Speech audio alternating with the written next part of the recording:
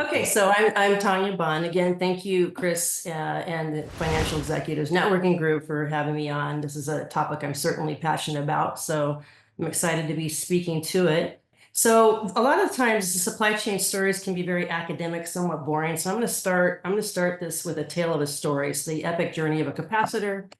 And somehow I'm hitting enter, it's not moving, there we go. And then minting money, top line, bottom line, and how you do that through an effective and reliable supply chain. I'm Kappa, a tiny but mighty capacitor, and this is my incredible journey across the world. Born in a bustling factory in Korea, I was destined for something big. The supply chain team saw my potential and set a plan in motion.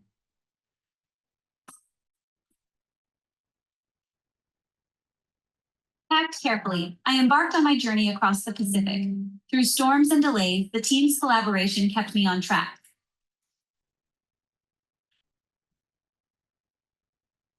Finally, I arrived in the United States, ready to make an impact. Integrated into cutting-edge technology, I helped drive innovation. The result? A surge in revenue that exceeded all expectations. This success wasn't just about me, but the amazing supply chain team behind my journey. Together, we proved that even the smallest component can make the biggest difference. Okay. So the reason why I wanted to start with that, it's an interesting film clip because this was a story about a capacitor's journey from Korea to the United States. It was a project for a Fortune 100 semiconductor company I was working for at the time. And it had a, and I'm losing my screen here. Let me minimize this here. Okay. So it went from $5 million in unprofitable revenue to 500 million in profitable revenue in less than 2 years. So it's pretty amazing, and it was very, very difficult. And I don't walk everybody through that process, but it took a lot, as you can imagine, a lot of collaboration, a lot of humility, building a commodity strategy, which I'll speak to more of that as a critical tool for doing things like this to execute in very short time frames. Always sustaining and increasing profitability through value engineering initiatives. Obviously, strategic relationships are key, but maybe not so obvious in this case when we started. And then continuing to have fun while the company's scaling and formalizing those relationships for years to come and helping each other.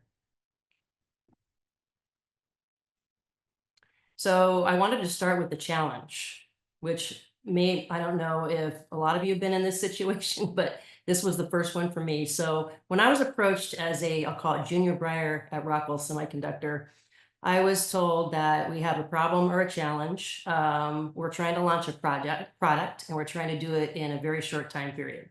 However, there are no components around. In particular, one particular capacitor is not around. Big company, but not really any leverage. If you're capacity constrained, it doesn't matter how big you are. And I learned that one very quickly. New product design, not proven, can't get proven until we get this component. Had to get the cost in line to make a healthy margin and also have a competitive ASP for the market that was requiring this product. And if any of you that's worked in technology know, this is pretty substantial because it's razor thin margins here. And this is talking about me, if you're guessing. I was a very inexperienced buyer at the time. In fact, I didn't even know what a capacitor was. The environment was not really collaborative at the time, more transaction-based, very siloed. There was little or no volume really to speak to go in there, which I spoke to about no leverage and no forward forecasting. So anybody who was going to jump in bed with us, it was going to be a very huge risk to them, potentially. No formal or global supplier relationships, and I emphasize global because all the components that we've been sourcing to date were domestic. And then really at that time, no understanding of market analysis or for pricing trends so that we could sustain the correct margins as these life cycles go very quickly with technology. So we didn't have that understanding as well. And all of this had to be done to deliver to manufacturing for production in less than 3 months. So I didn't have blonde hair, but this is me on the right. So I'm in my early 20s, have no idea what to do, didn't want it, but they said, you'll figure it out. And so here I was at my computer with how to start, what am I going to do? How do I approach this? Also being junior, like any type A individual, you want to perform well. And, what if I fail at this, and what mistakes are going to make, and what are the do's and don'ts, because no one had done this before, at least at this moment. And that's what led me into discovering the 7 pillars as I went through this process. And so one of them I had to think about, whoops, it went away, is when you're engaging in a situation where you really don't know anything, having the soft skills to deliver these tasks and being open about it is extremely important, because it's the only way that you're going to build positive collaboration. And so I have some do's and don'ts on the next slides that talk about that a little bit further, but really, you can't barge in, say, I need help, all of that. You have to really do this in a very careful way when you're approaching folks that really don't even know you. I think I'd been at the company for about 6 months at the time. And then making it appealing for people to get involved, whether it be external with the suppliers, being very transparent about what the problem is. I know a lot of people, or including myself, have held their cards to their sleeve because they don't want to give everything away, especially when you're trying to negotiate and you want to get the best. So, and then the ego especially has to be checked at the door when you're trying to, at all times, but when you're really trying to get something accomplished very, very quickly. So concrete sourcing plans, we did not have that. And so I'll get into a minute how we got there, but it really requires having the plans and clear targets and KPIs to measure them against your performance, delivering to actually cohesively to what the company performance metrics are. And I have a slide on that further down. Having a strategic mindset, not just transactional. Huge, huge, huge. Again, when you're trying to develop relationships and sustaining an effective supply. Ultimately establishing either the right functional or organizational structure, depending on how big the company is, that gets it to a level of maturity where people are running the spend or the commodities, what have you, as a business. And the agenda is agreed to by all involved. It's not isolated. It's not a sourcing group that's often Southeast Asia, and all the people that are affected by it are in different places. It's building those cross-functional teams, and then ensuring that there is always alignment through this process. I wanted I wanted to speak to a little bit more, because I've been in situations in many companies where I would come in and say, hey, let's work together.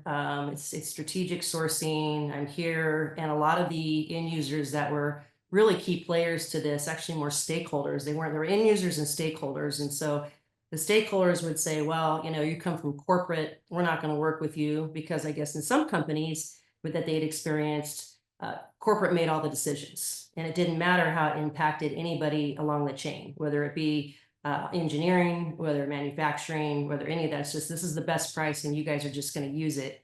And that's still today, I think, happening in a lot of places, but this one is really, really key, and changing that mindset where you are actually working for them, not the other way around. Creating interconnected partnership and value across the supply chain. This is really key when we talk about holistic collaboration. It also includes the suppliers. I've experienced and actually made a mistake myself, going in and saying, okay, we're just going to drive a price. We don't really care how it impacts you. We don't care. We're going to get the win. You're going to get the volume. And ultimately, everybody knows that that's going to ultimately fail. Because a supplier, if they need you, at that one point, at some point they may not, or they're always looking for ways to figure out how to basically put it back on you. And so really not collaborative. And so teaching them and teaching each other effective ways to stay ahead of this and ahead of pricing trends and so forth, which I'll speak to value engineering in a minute, is really open, because you're training the trainer and you're training other folks to also be as competitive so that they have a distinct competitive advantage with their clients as well. And then culture, this has to be these principles have to be ultimately embraced by the entire culture. So I talked about a few of the don'ts prior. So arrogance, number one. A lot of times when people fear, they present themselves as overly confident in a situation because they don't know what to do otherwise, want people to look to them in the situation to lead. And so arrogance for me, did it one time and it failed and I stopped. I didn't show my fear, but I started to be a little bit more humble. Demanding is kind of a funny one. I have a small story on that. And so when probably you might be thinking, well, you had all these challenges. How did you even begin? Well, I knew immediately I couldn't do it by myself. And so I needed a team around me. It needed to be cross-functional. It wasn't just going to be me winning this and being the hero to find the capacitor. Really had a good cross-functional team around me. And so the only thing I could think to do in my early 20s was call a lunch meeting and call it demanded them to be there. So over a lunch hour, I said, this meeting is, you have to be there. It's unacceptable not to attend. And so it was mostly engineers. And so the engineers came into the room. They sat down. They weren't really happy with me. And they looked at me and they said, well, first of all, what's your name? And I told them, and they said, second of all, we are really not here to support your meeting. We're here just to figure out who would have, I guess, the strength to go ahead and demand us to a meeting. So it's very interesting. That's how we started. So it didn't start off well. Probably wasn't the best approach, but I had to move quickly. And ultimately, exercising humility, telling them what we were trying to achieve, telling them what the team was trying to achieve to get this launched, not really talking about, the leaders told me to do it, you have to do it because you have to be here, but more or less, let's get this, together, because if we don't, this project's going to fail. And these were the engineers actually sourcing these capacitors, and they hadn't had any success yet to date. So the do's in this process is, being humble and asking for help was huge for me. So I think, as I stated earlier, I really didn't even know what a capacitor was. And so I was calling all sorts of suppliers into Rockwell Semiconductor at the time, domestic suppliers, because I had their phone numbers and I knew some fairly good ones. And I was calling them to come to a meeting, and they said, hey, even though we don't have any supply available, we're going to go ahead and go in there because Rockwell's calling us in.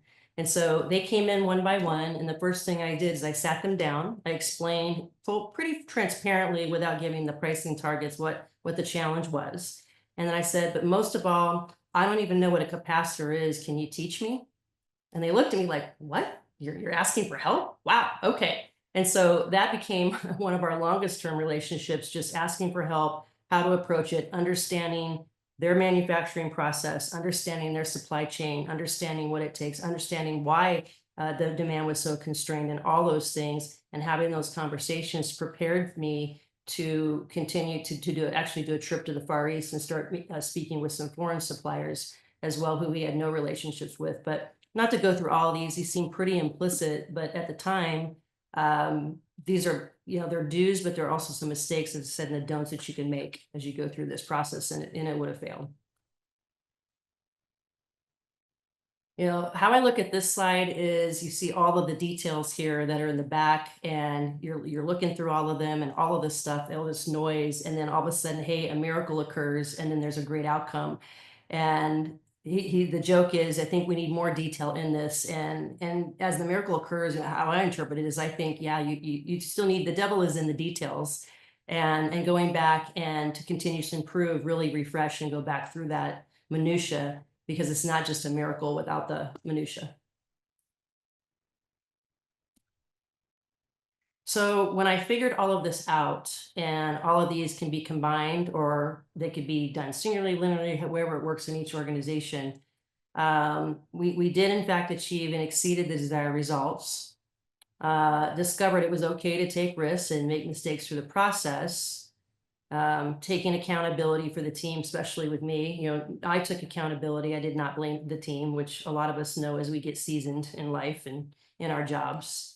There was exponential growth for all, and why this is important is, because this was so successful, the division that spun out of Rockwell Semiconductor became the #1 division and was the $500 million division. But then I was getting a call from the supplier that ultimately supported us, and that was a long road, and I won't go into all of that. But once they finally decided, hey, we're going to do this, they were calling me for reference letters for investors, because they were growing their 4th factory, because of the fact they decided to believe. And that was a journey. And if you have questions, then I can tell a little more about that. But it was for everybody involved. So it was a really great story.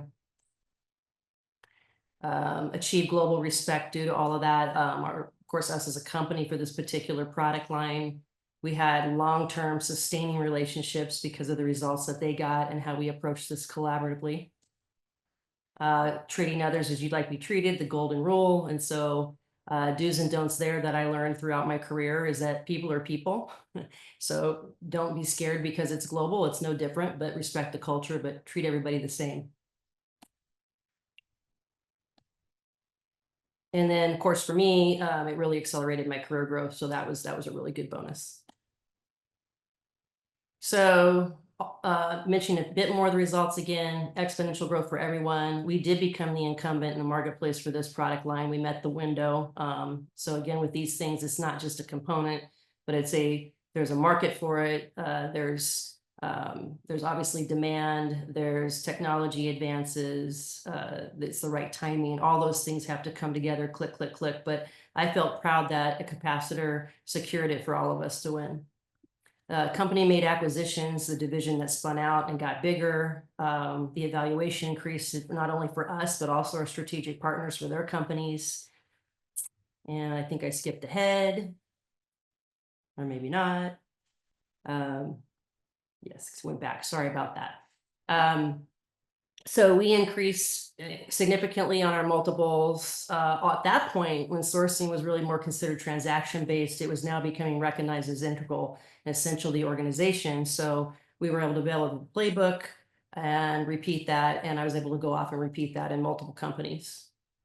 As I say, SME repeated it at many well-known companies and helped them. And then the fun part is I got to see the world and collect the $5,000 t-shirt. And what I'm referring to is at that time, it was, I think, about $5,000 to go business class to Asia. Europe was a little higher, and I like visiting Hard Rock. So I got a lot of t-shirts with the Hard Rock Cafe on them. And I still have fun doing it.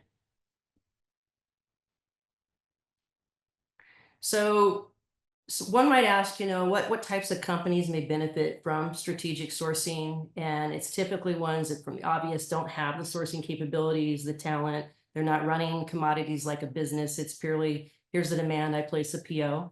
Or it's just built on a handshake. And that sustained probably a while ago, but it hasn't worked as things are moving all over the world now. Heavily reliant on single sourcing, which is not great. So if you're not looking at the market trends, not seeing what's ahead of you, not understanding capacity, not understanding how other companies can come in and compete with you, then probably not a good idea not to have single sources. Commodity indices really aren't measured without a commodity strategy plan, of course. So looking ahead and seeing how those trends, I don't know how I keep going backwards, so I apologize for this.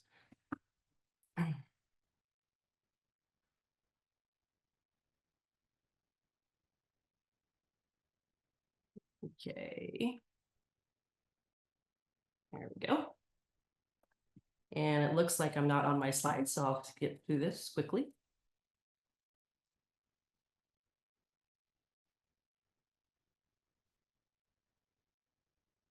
Okay.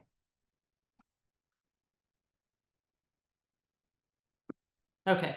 So typically there aren't formal bidding processes in place or requests for quotes in place. So that also is a process of making sure that you've got everything analyzed to understand the total cost and provide leverage when benchmarking other suppliers that can provide the materials.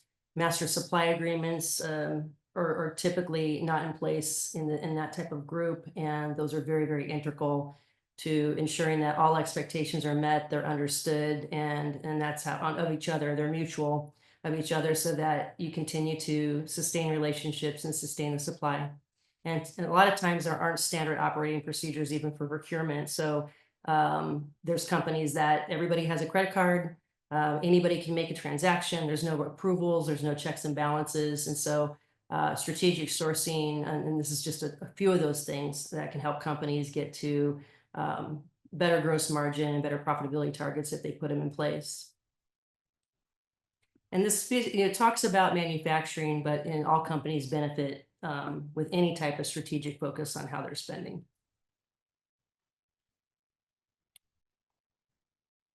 So I started with the story because this can get in pretty boring if you just talk about commodity strategy and indices and so forth, but there's a little bit of academics in here. So I'm going to go into that.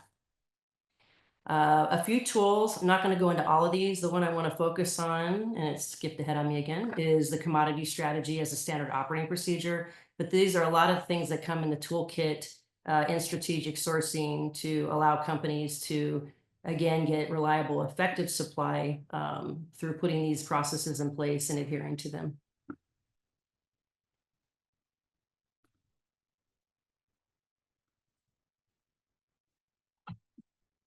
I bet you've never thought about how commodity strategy shapes our everyday lives.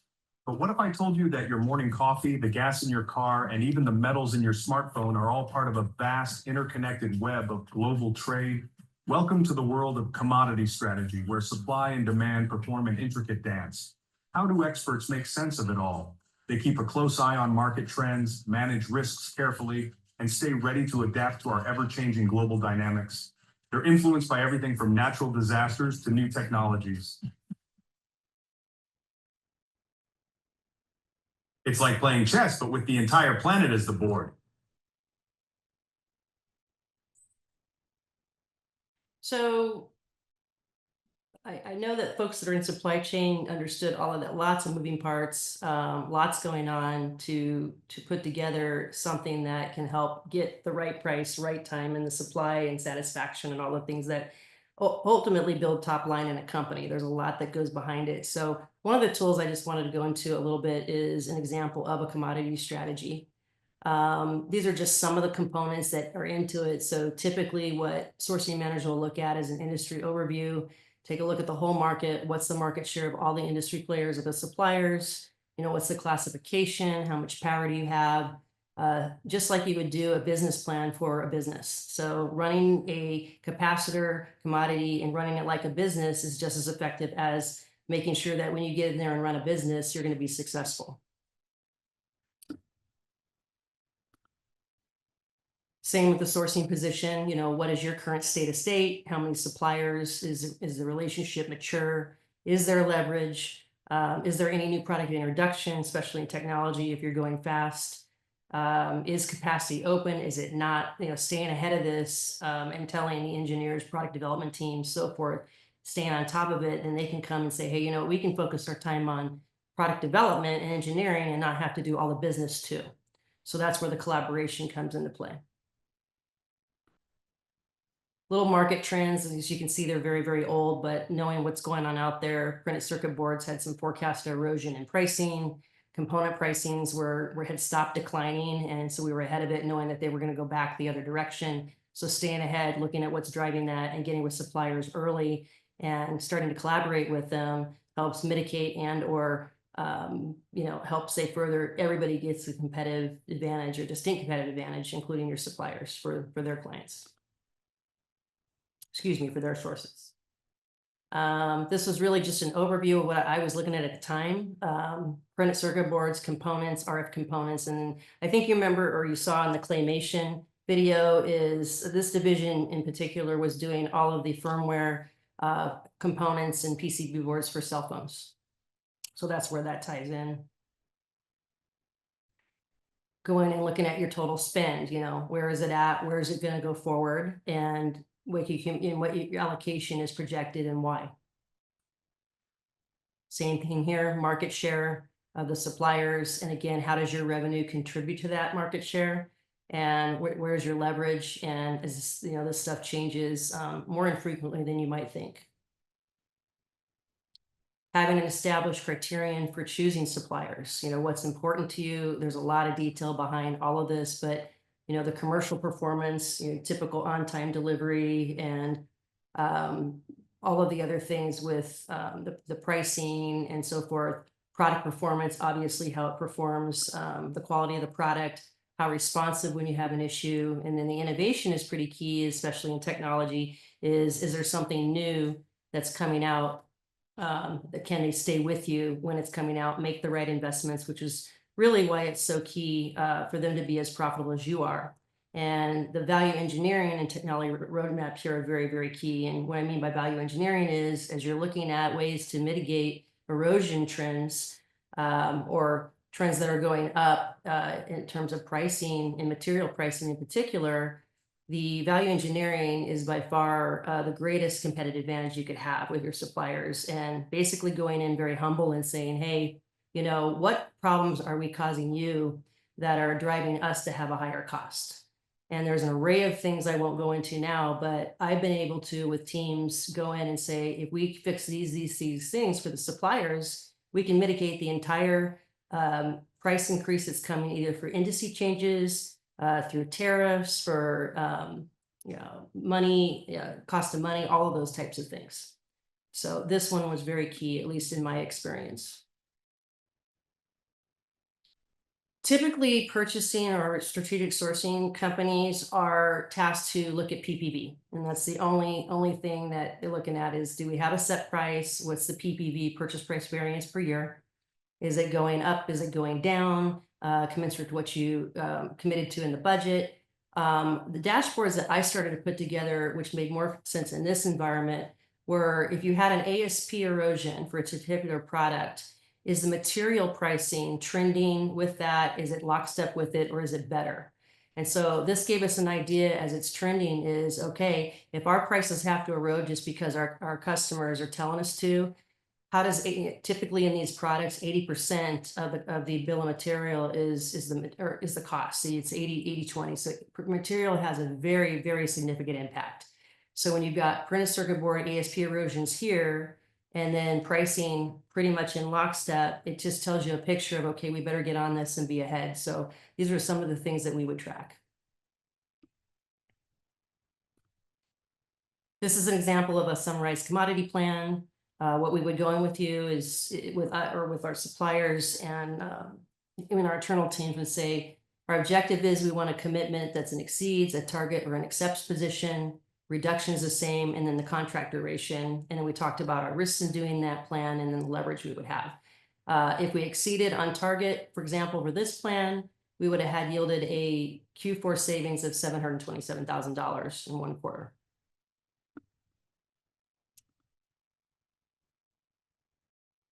This is an example of a stoplight. Again, as part of our business strategy, is looking at comprehensive assessments, manufacturing capacity, the demand, and looking at quickly where, and of course, this was a new product coming out. So this was our high risk product, but being ahead of that, knowing where we needed to target instead of distracting ourselves with ones, keeping an eye on them, but distracting ourselves with ones that are already okay. Same here on product development as well. Where are we at and what do we need to be focused on? As you can see here, it's the SAW component. I'm gonna run through these quickly. Again, looking at lead time, what's the red, what's the plan, what are the countermeasures, capacity, cost, any material agreements in place, have there been commercial assessments done of the particular suppliers to ensure we're picking the right one? And then just a quick example here on what this would look like if it's all executed. So here, a simplified example would be if you have a company with $100 million in revenue and their cost of goods sold is 50 million, but 40 million is in direct material. You could, if you just put 5% on that, and I've been at places that have exceeded this, well exceeded this, you could have $2 million savings to the bottom line immediately, and recurring. And then some real examples where, can you just flip on me? I'm sorry. Some real examples where this happened is in company A. This was a company with about $125 million in revenue. There had been no really strategic focus on the spend. It was handshake relationships with the owner, family-owned business. All of you would know the name, but I'm not going to disclose it. But we set up a platform for this company to scale. So procurement obviously was one of those, amongst supply chain, warehousing, distribution, all of that, consolidating sites. But the bottom line is in this world, there was a $7 million savings at only 50 million of the spend in less than 6 months.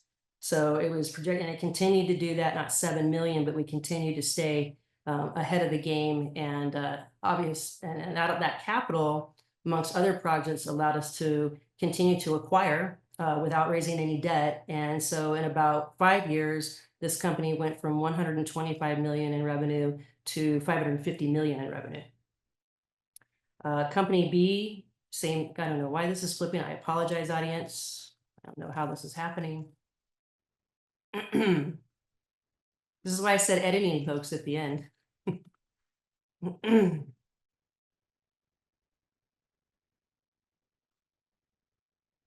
All right, I'll get through this before I mess up again. So the next company was realized 50 million out of a 500 million in spend. So same situation, is putting the right business mindset around managing materials and the company spend. And then the company C was 140 million, about 1.4 billion in spend a year. So 3 distinct examples where at least having the capital, increasing EBITDA obviously helps, companies scale and grow and exit and be positioned to do that.